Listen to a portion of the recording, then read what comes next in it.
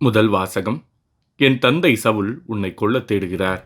Samuel முதல் நூலிலிருந்து வாசகம். அதிகாரம் 18 இறைவசனங்கள் 6 முதல் 9 முடிய மற்றும் அதிகாரம் 19 இறைவசனங்கள் 1 முதல் 7 முடிய.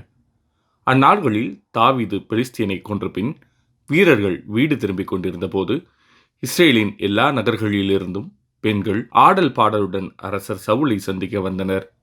அவர்கள் கஞ்சிராக்களோடும் நரம்பிசை கருவிகளுடனும் மகிழ்ச்சி பாடல் எழுப்பினர்.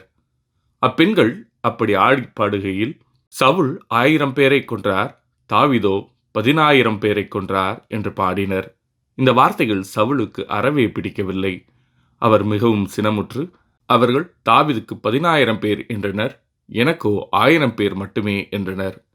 அவனுக்கு இன்னும் குறைவாக இருப்பது ஆட்சி ஒன்றுதான் என்று கூறினார். அன்று முதல் சவுல் தாவீதை பொறாமை கண் கொண்டு பார்க்கலானார். தாவீதை கொல்ல வேண்டுமென்று தன் மகன் யோனாத்தானிடமும் தம் அலுவலர் எல்லாரிடமும் சவுல் தெரிவித்தார். ஆனால் சவுலின் மகன் யோனாத்தான் தாவீதின் மீது மிகுதியான அன்பு கொண்டிருந்தார். ஆதலால் தாவீதை பார்த்து யோனாத்தான், என் தந்தை சவுல் உன்னை கொல்லத் தேடுகிறார். ஆதலால் எச்சரிக்கையாயிரு. காலையிலேயே புறப்பட்டு மறைவான ஒரு இடத்திற்கு சென்று ஒளிந்து கொள். நீ வெளியில் இருக்கும் சமயத்தில் நான் என் தந்தையின் அருகில் இருந்து கொண்டு உன்னை பற்றி அவரிடம் பேச்சு கொடுப்பேன். அப்படி நான் அறிகிறதையெல்லாம் உனக்கு தெரிவிப்பேன் என்றார்.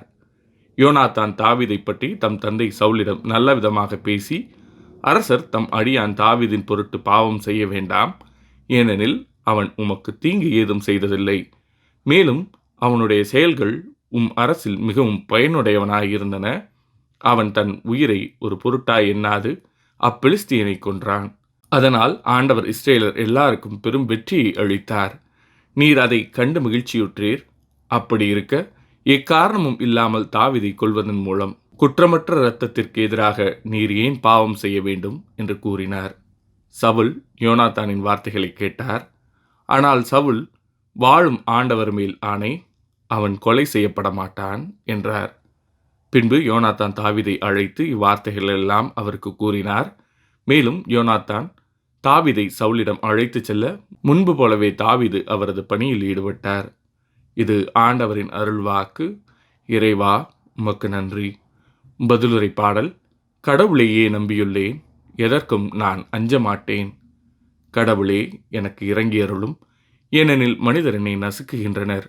அவர்கள் என்னுடன் நாள்தோறும் சண்டையிட்டு துன்புறுத்துகின்றனர். என் பகைவர் நாள்தோறும் கொடுமைப்படுத்துகின்றனர். மிக பலர் என்னை ஆணவத்துடன் எதிர்த்து போரிடுகின்றனர். கடவுளையே நம்பியுள்ளேன், எதற்கும் நான் அஞ்ச மாட்டேன். என் துன்பங்களின் எண்ணிக்கையை நீர் அறிவீர். உமது தோற்பையில் என் கண்ணீரை சேர்த்து வைத்துள்ளீர். இவையெல்லாம் குறிப்பேட்டில் உள்ளன அல்லவா? நான் உம்மை நோக்கி மன்றாடும் நாளில் என் எதிரிகள் புறமுதுகிட்டு ஓடுவர். கடவுளையே நம்பியுள்ளேன், எதற்கும் நான் அஞ்ச மாட்டேன். கடவுளின் வாக்கை நான் புகழ்கின்றேன், ஆண்டவரின் வாக்கை நான் புகழ்கின்றேன். கடவுளையே நம்பியுள்ளேன், எதற்கும் நான் அஞ்ச மாட்டேன். கடவுளையே நம்பியிருக்கிறேன், எதற்கும் அஞ்சேன். மானிடர் எனக்கு எதிராய் என்ன செய்ய முடியும்? கடவுளே, நான் உமக்கு செய்த பொருத்தனைகளை மறக்கவில்லை. உமக்கு நன்றி பிழை செலுத்துவேன். கடவுளையே நம்பியுள்ளேன், எதற்கும் நான் அஞ்ச மாட்டேன். நற்செய்தி வாசகம். இறைமகன் நீரே என்று தீய ஆவிகள் கத்தின.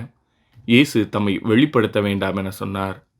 மார்க் எழுதிய தூய நற்செய்தியிலிருந்து வாசகம். அதிகாரம் 3 இறைவசனங்கள் 7 முதல் 12 முடிய. அக்காலத்தில் இயேசு தொழுகை கூடத்திலிருந்து புறப்பட்டு தம் சீடருடன் கடலோரம் சென்றார். கலிலேயாவிலிருந்து பெருந்திரளான மக்கள் அவரை பின்தொடர்ந்தனர். மேலும் யூதேயா, எருசலேம், இதுமேயா, யோர்தான் அக்கரை பகுதி, தீர், சீதோன் ஆகிய இடங்களிலிருந்தும் பெருந்திரளான மக்கள் அவர் செய்தவற்றையெல்லாம் கேள்வியுற்று அவரிடம் வந்தனர். மக்கள் கூட்டம் தம்மை நெருக்கிவிடாதவாறு தமக்காக படகு ஒன்றை முன்னேற்பாடாக வைக்குமாறு அவர் சீடருக்கு சொன்னார். ஏனெனில் பலரை அவர் குணமாக்கியதால் நோயுற்றோர் அனைவரும் அவரை தொட வேண்டுமென்று வந்து அவர் மீது விழுந்து கொண்டிருந்தனர்.